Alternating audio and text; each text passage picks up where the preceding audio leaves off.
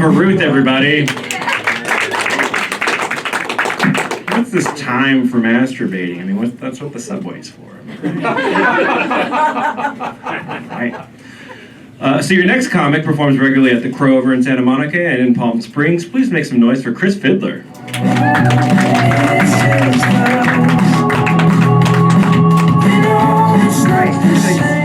Super tall. I walked into the green room earlier and went to grab this woman's ass, and it was just Jared from earlier. A little bit about myself. I was an only child, and I was very shy, very introverted. That's why I'm standing on a stage with a microphone now. And my parents decided to send me to the Dale Carnegie course. If you're not familiar with that, he wrote How to Win Friends and Influence People. I'm 51, I have 3 friends, and I don't influence anybody. I just turned 51, and my aunt sent me a birthday card, and in it, she went on and on about, I remember the day you were born in your nursery, your dad worked so hard to finish it, and it was so beautiful. It's all fine and dandy, only my parents weren't even there when I was born, because adoption's kind of funny like that. Times have changed in the last 50 years. Back when I was a kid, I grew up in Florida, and we lived next door to an NFL football player who had recently retired. And my little 8-year-old self and my best friend were walking back to my house, and the said NFL football player was standing out in his driveway, and we said, "Hey, mister, can we have your helmet?" And he chuckled, and he was like, "No, I can't do that, but come on inside and I can sign a picture for you guys." So we went, unsupervised, into an NFL football player's house. And we got the pictures, and we left. But nowadays, if you wanted to do that, you'd have to follow him back to his hotel room, sign an NDA, and give him some head to get a selfie. Speaking of Florida, a couple months ago, a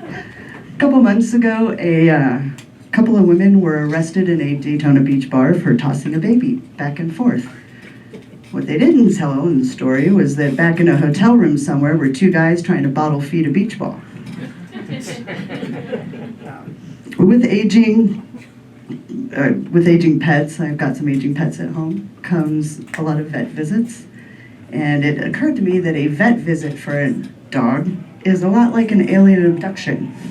They get put in a shiny metal moving thing, taken to a place with a lot of bright lights and strangers, and they get poked and prodded, and people stick things in their butt, and then they get taken back home and dropped off, and they're trying to tell everybody else what happened, but they can't remember what happened.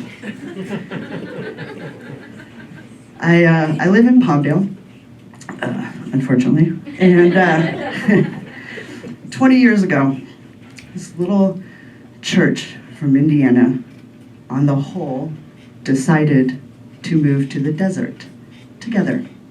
123 people moved to the desert. Culty much? It's kind of like the Lord's Burning Man, you know, like 40 days and 40 nights, a song in salvation. Let's go. But eventually they realized that even living in the desert in California is expensive, and they had to go out and get jobs. And one of them came and worked with me. And we'll call her Claire, because that's what her parents named her. And she was an interesting one. We knew she was a little odd. And she came into the manager's office one day. "Yes, Claire, can we help you?" "There's tampons and pads in a locker in the break room." "Okay. Were they used?" "Well, no. They're just offensive to me." And I'm sitting there wondering, like, what else offends this lady? Like books in a library, or snow up in the mountains, or alcohol in a bar? Well, she probably wanted the water to turn into wine when she went to the bar, so that might have caught her off guard a little bit. So I was scrolling TikTok as a 51-year-old person with 3 friends. That my 3 friends are right here, by the way. All 3 of them I made it here. So I was scrolling TikTok, and I heard a comedian say lesbian foursome, and I went, oh, what?